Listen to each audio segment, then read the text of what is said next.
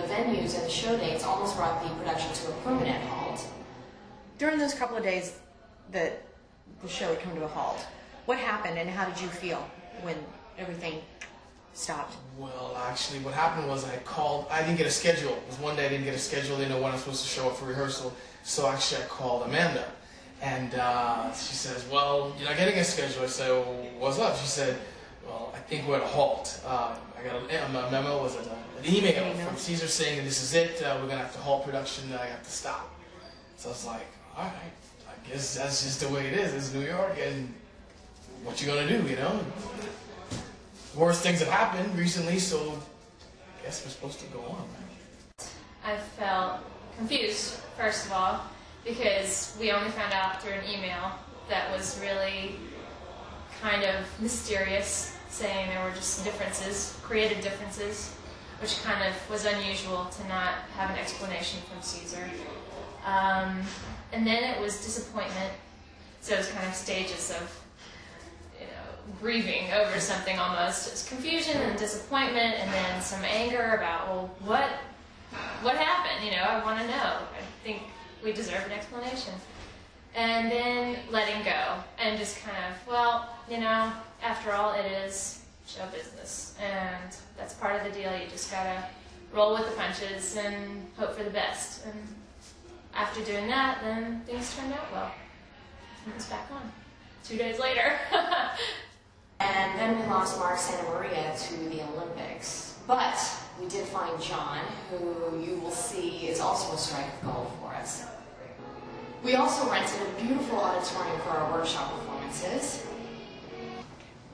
And just yesterday we found out that the beautiful Lambs Theater accepted Redhook. So come on with me now and let's see how rehearsals have progressed. It's really great to be a part of something that's this young in its stages. She basically pulled me into auditions with a couple other guys, and I auditioned for the part, and here I am. What is your part? I'm playing Rocket. Do you relate? Do you feel like you can relate to this part? I feel like it's a stretch from my physical type, and I feel like there's a portion of street tough in me, but not much, and I'm going to have to really blow it up in order to pull this character off.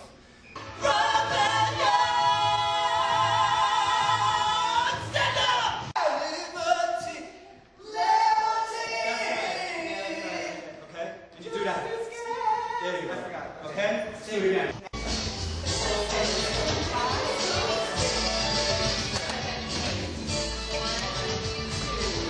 And then at that optimum point, we get Jimmy to go high. And he's got to be conspicuous when he goes high, so that everybody sees him going to high. On a scale of 1 to 10 in terms of performance rating, I'm about 6. I have a way to go, but I'll get there. I'll get there. I may not get there with you.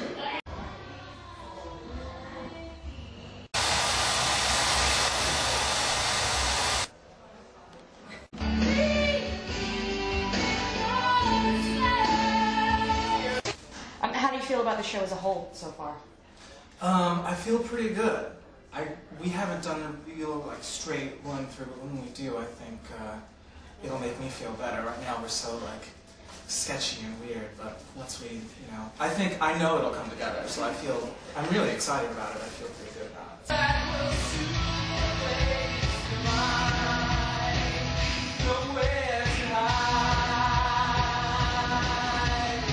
I think it's cool. I think the show lends itself to a lot of creativity, meaning there's a lot of possibilities you can do with costumes and set, and I think the music carries the show quite a bit.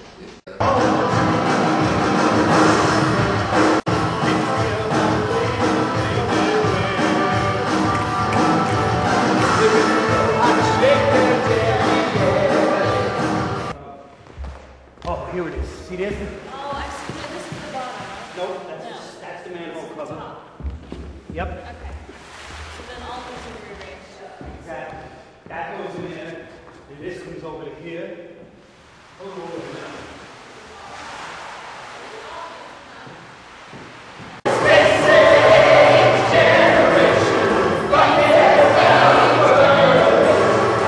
We're here at the Trinity church, where we've been doing the workshop portion of the rehearsals. Things have been going fairly smoothly, but of course we have the occasional road bumps. Brenton unfortunately had to leave because he had a part in an independent film that's associated with Quincy Jones. He was, I think, quite sad to leave, and we were very sad to see him go. But Steve has stepped in and has been able to pick up a lot in a very short amount of time, so we're very glad about that. Mark and Maria and Eric did the Joey Reynolds show on WOR Radio. The WB Morning Show has already cameoed us once, and they are going to be featuring us next week while we're at the Lambs Theater. Abby's been very busy. She's been putting together the website, pulling together all the costumes, plus dealing with changes in choreography.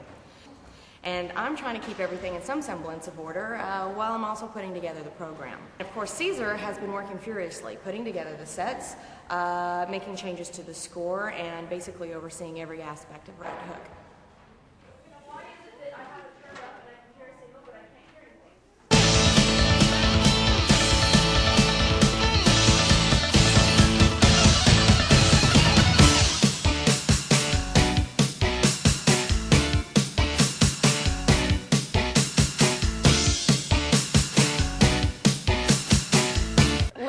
Is a rebel. The question is, Larry, do you have a cause, buddy? I have the cast of Redhook here, about to perform a special presentation just for us right here. It's a rock opera about a morning news show where the boss has just left the room and the talent has erupted into a battle over the makeup room, pitting anchors against reporters. This could turn ugly, ladies and gentlemen. Woo! Oh, you did it, thank you. Redhook, now playing at the Lambs Theater. You can see our website on redhookrocks.com. Again, it's a tale about the, the mean streets of Redhook. Again, the cast of Redhook. redhookrocks.com. Thank you guys very much. Back to you guys. All the way in the back. The back. For this one right here? Go back there. Wait, for which part? The black one behind the truck. I have the floor mics hooked up to channels 6, 7, and 8, and then we have these 5 cordless mics. These cords are extremely short, so otherwise I would suggest inside your leg, but if they're really short, so it's going to have to be somewhere around the abdomen area. Please go through and think through every scene change, every prop that they're going to need, where they're going to set it beforehand. Please get all that organized, because that's what I'm kind of anal about. I know, I've never dealt with tickets. Yeah. Hi, it's Barry Z with the cast of The Goat at the Lambs Theater. Am I right? I know is that Redhook, feisty gang members here, and we put on a show, and we're so happy that you came. So what's the show called? Redhook! How does it happen that you go from riches to rags? Caesar said it happens. Caesar is God. Well, almost. Tell me about that. Prisoner of Fate actually is the number where the big fight rumble scene is in, and it's great because they're saying you don't have to end up what you think you're born into. Don't be the prisoner of fate of what everyone expects you to be. You can be whatever you want, and that's the main message that the policemen are bringing. Don't become that prisoner of fate. Break out.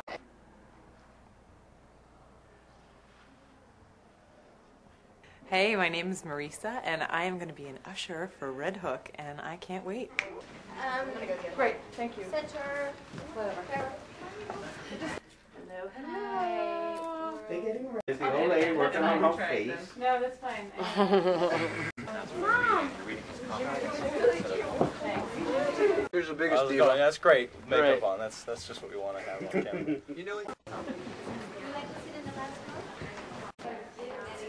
I'm the bouncer. I forgot I had to show that to somebody. So the most important thing is just sit back, relax, have a good time.